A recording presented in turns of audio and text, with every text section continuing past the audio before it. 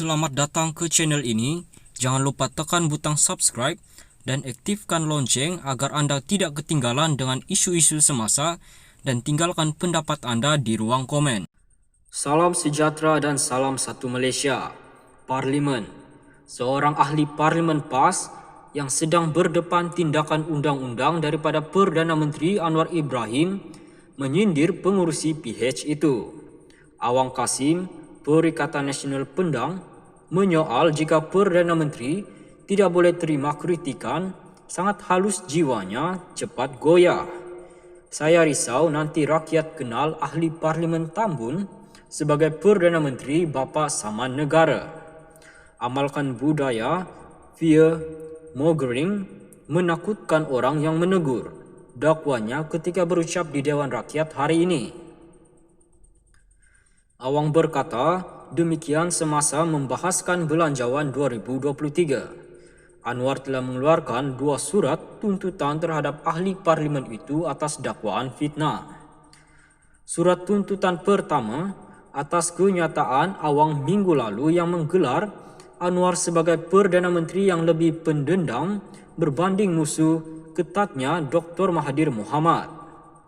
Ini selepas bekas Ketua Penerangan Bersatu Wan Saiful Wan Jan didakwa atas pertuduhan rasuah oleh SPRM. Surat tuntutan kedua adalah mengenai ahli parlimen PAS itu yang dilaporkan mempersoalkan kesahihan Anwar sebagai Perdana Menteri.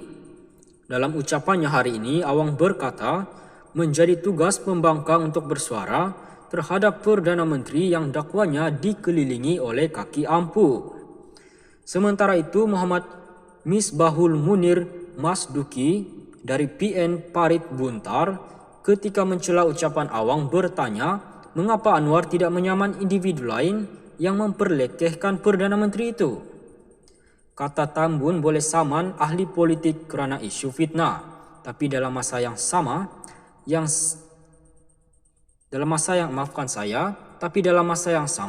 tak berani saman seorang lagi pengampu terhebat di dunia yang memfitnah Tambun sebagai LGBT, malah melakukan mubahalah, kata Muhammad Misbahul.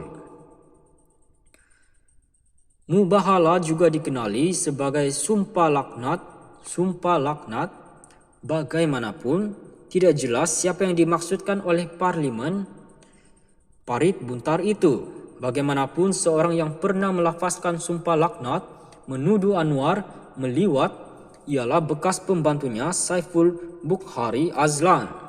Anwar telah dipenjarakan atas tuduhan meliwat Saiful sementara Anwar mendakwa tuduhan itu bermotifkan politik sebelum dia diberi pengampunan tanpa syarat pada 2018.